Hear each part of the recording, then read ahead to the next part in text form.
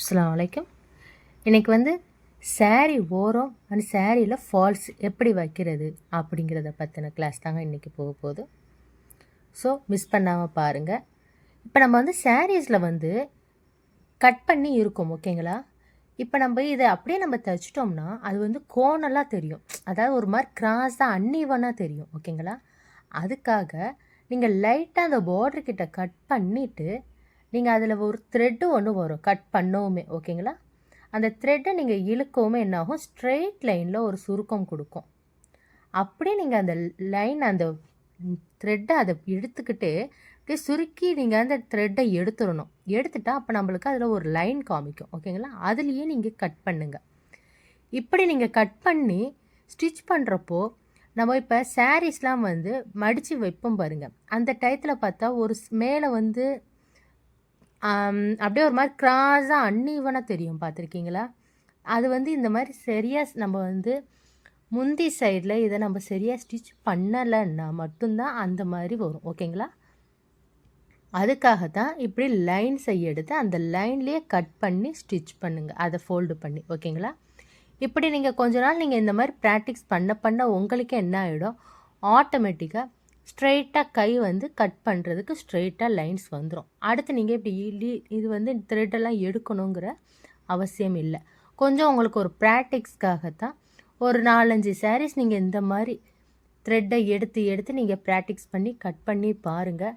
அடுத்தது ஆட்டோமேட்டிக்காக உங்கள் கை கிராஸ் ஆகாமல் ஸ்ட்ரெயிட் லைனாக கட் பண்ணுவீங்க ஓகேங்களா. அதுக்காகத்தான் உங்களுக்கு அந்த மாதிரி த்ரெட்டில் எடுக்க சொல்கிறோம். அதே மாதிரி ப்ளவுஸ் நம்ம கட் பண்ணுறப்போவும் பாருங்கள் கிராஸாக இருக்கும் லைன்ஸ். இப்படி நம்ம இந்த மெத்தட்லேயும் செக் பண்ணி பார்த்துக்கலாம் ஓகேங்களா. இப்போ வந்து எப்படின்னா நம்மளுக்கு கிராஸ் லைட்னா அப்படி எடுக்கிறப்போ என்ன ஆகும், கிராஸாக போகும். நம்மளுக்கு இப்போ ஸ்ட்ரைட்டாக தானே இருக்குன்னு சொல்லி நினச்சி நம்ம அதை கட் பண்ணிவிடுவோம். ஆனால் அது வந்து ஸ்ட்ரைட்டாக இருக்காது, கிராஸிங்காக இருக்கும். ஸோ அதனால் நம்ம அப்படி எடுத்து விட்டு அந்த லைனில் ஈக்குவலாக கரெக்டாக நீங்கள் கட் பண்ணிக்கிட்டு வந்துடுங்க ஓகேங்களா. அப்படி தாங்க நம்ம கட் பண்ணணும் சரிங்களா. அப்படி கட் பண்ணிட்டதுக்கப்புறமா சாரியை வந்து நம்ம ஃபோல்டு பண்ணுறது. இப்போ ராங் சைடை வந்து நம்ம சைடை பார்த்துட்டு நல்ல பக்கம் வந்து பேக் சைடில் வச்சுக்கிறோம் ஓகேவா. இந்த மாதிரி டபுள் ஃபோல்டு பண்ணி ஒரே ஸ்ட்ரெயிட் லைனாக ஸ்டிச் பண்ணிக்கிட்டே போயிடுங்க ஓகேங்களா. ஸ்ட்ரெயிட்டாக அப்படியே ஃபோல்டிங் மட்டும் கோணலாக இல்லாமல் ரொம்ப கிளாத்தையும் இழுத்திங்கனாலும் உங்களுக்கு கிளாத் வந்து இழுக்கிறப்ப என்னாகும், அதுவுமே ஒரு மாதிரி அப் அண்ட் டவுன்ஸாக தான் தெரியும். அதனால் இழுக்காமல் கரெக்டாக ஃபோல்டு பண்ணி கரெக்டாக ஸ்டிச் பண்ணுங்கள். பாருங்கள் பார்டர்லாம் பார்த்தீங்களா, கோல்டன் பார்டர் இதெல்லாம் கரெக்டாக அப்படியே இருக்கும். நம்ம இழுத்துட்டோம்னா அப்போ என்ன ஆகும், அந்த பார்டர் கீழே இறங்கிடும். கிளாத்தும் கீழே உள்ள கிளாத் மேலே உள்ள கிளாத்தை நம்ம இழுத்துருவோம். அப்போ நம்மளுக்கு அது வந்து பார்க்க நீட்னஸாக இருக்காது ஓகேங்களா. பார்த்து நீங்கள் கரெக்டாக அந்த மாதிரி ஸ்டிச் பண்ணிக்கிட்டு வாங்க. ரொம்ப இழுத்துறாத அளவுக்கு ஸ்டிச் பண்ணுங்க ஓகேங்களா. இப்போ ஃபர்ஸ்ட்டில் லைன் முடிச்சாச்சு. அடுத்த ஆப்போசிட்டில் பாடி சைட்லேயும் நம்ம அதே மாதிரியே ஃபோல்டு பண்ணி ஸ்டிச் பண்ணிக்கலாம். இப்போ ஸ்டிச் பண்ணிட்டதுக்கப்புறமா சாரீ ஃபால்ஸ் எப்படி பண்ணுறது, சாரீ ஃபால்ஸ் எப்படி தைக்கிறது அப்படிங்கிறதையும் நான் சொல்லியிருக்கேன். பாருங்கள், ஸ்கிப் பண்ணாமல் பாருங்கள் ஓகேங்களா. இதெல்லாம் சும்மா சின்ன சின்ன டீட்டெயில்ஸ் இது தாங்க. இதில் தாங்க நம்மளுக்கு வந்து டைலரிங்கில் வந்து ஒரு சில தப்பு பண்ணுறதுனால தான் என்ன ஆகும், நம்மளுக்கு ஸ்டிச்சிங்ஸ்லாம் மாறி மாறி வரும். அப்புறம் எப்படா நம்மளுக்கு தைக்கவே முடியலன்னு ஃபீல் ஆகும். ஓகேங்களா, இதாக இருக்கும். அதுக்காக தான் உங்களுக்கு நீங்கள் ஸ்கிப் பண்ணாமல் பார்த்தீங்கன்னா நான் சொல்கிற சின்ன சின்ன விஷயம் கூட உங்களுக்கு ரொம்ப ஹெல்ப்ஃபுல்லாக இருக்கும் ஓகேங்களா. இப்போ நம்மளுக்கு வந்து இது கீழே அடி சைடில் வரும் ஓகேங்களா. அந்த இடத்துல ஒரு ஜான் நீங்கள் கை வச்சுக்கோங்க. வச்சு அந்த இருக்குது பாருங்கள், அந்த இதிலேருந்து நம்ம ஃபால்ஸை வைக்கணும். இது எதுக்காக அந்த கேப்னால் நம்ம அந்த சைடில் சொருகுவோம். இடுப்பில் நம்ம சொருகிறப்ப என்னாகும், அந்த கிளாத்து மேலே தூக்கிக்கும் ஓகேங்களா. அதுக்கு அடுத்து வர்றதுல தான் இறக்கமே வரும். அதுக்காகத்தான் அந்த சைடில் வைக்க வேணாம் ஃபால்ஸ் ஓகேங்களா. வைக்காமல் நீங்கள் சாரீ ஃபால்ஸில் வந்து எட்ஜில் மடிச்சுக்கோங்க. ஃபோல்டு ஒரு ஃபோல்டு மடிச்சுட்டு அந்த கீழே அந்த கிளாத் வருது பாருங்கள் கார்னரில், அந்த கார்னர்லேயே ஃபால்ஸையும் சாரியும் ஒன்றா வச்சு ஸ்டிச் பண்ணுங்கள். இதுலேயுமே ஃபால்ஸை இழுக்கவும் சாரீ கிளாத்தை இழுக்கவும் பண்ணாதீங்க. அப்படி பண்ணிட்டீங்கன்னா ஒரு சைடு சாரீ ஒன்று லூஸ் கொடுத்துரும், இல்லைன்னா சாரீ ஃபால்ஸ் லூஸ் கொடுத்துரும்.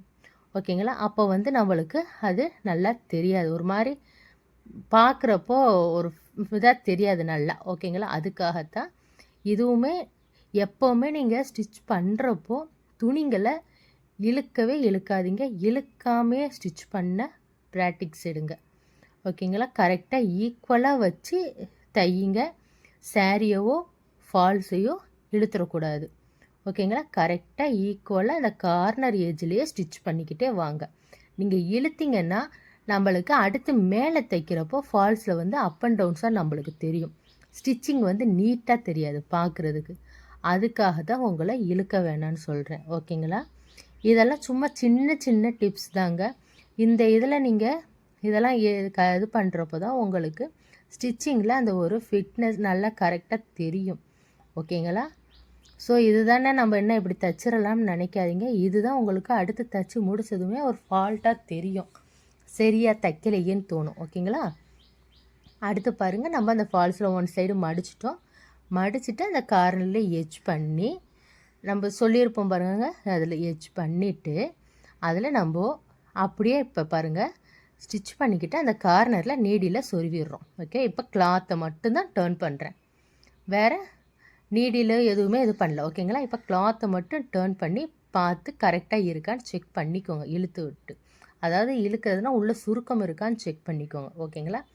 அடுத்து ஸ்ட்ரெயிட்டில் கொண்டு வந்து இப்போ நீடியில் வச்சு நம்ம கிளாத்தை மட்டும் இப்போ டேர்ன் பண்ணிக்கிட்டோம். டேர்ன் பண்ணி கரெக்டாக இருக்கான்னு பார்த்து இப்போ நம்ம அப்படியே திருப்பி மேல் ஏஜில் ஸ்டிச் பண்ணிக்கிட்டு வரோம். ஓகேங்களா?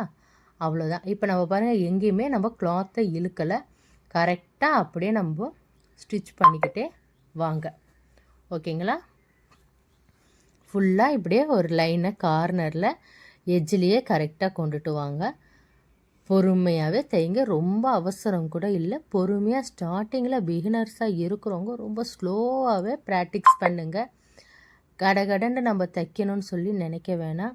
ஸ்லோவாக ப்ராக்டிக்ஸ் பண்ண தான் உங்களுக்கு அது மெயினில் கரெக்டாக நிற்கும், நம்ம எப்படி தைக்கிறோன்னு சொல்லி தெரியும். ஓகேங்களா? அதுக்காகத்தான் நான் உங்களுக்கு தனித்தனியாக கொஞ்சம் கொஞ்சமாக கிளாஸ் போடுறேன், உங்களுக்கு புரியணுங்கிறதுக்காகத்தான். இது வரைக்கும் எடுத்த கிளாஸில் உங்களுக்கு புரிஞ்சிருக்கும்னு நினைக்கிறேன். புரிஞ்சிருந்தாலும் எனக்கு கமெண்ட் பண்ணுங்கள். ஓகேங்களா?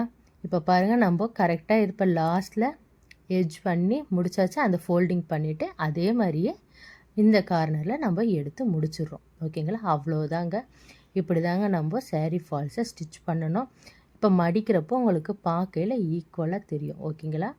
இந்த வீடியோ பிடிச்சிருந்தால் லைக் பண்ணுங்கள், ஷேர் பண்ணுங்கள், கமெண்ட் பண்ணுங்கள்.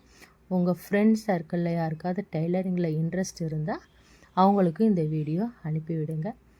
பாய்.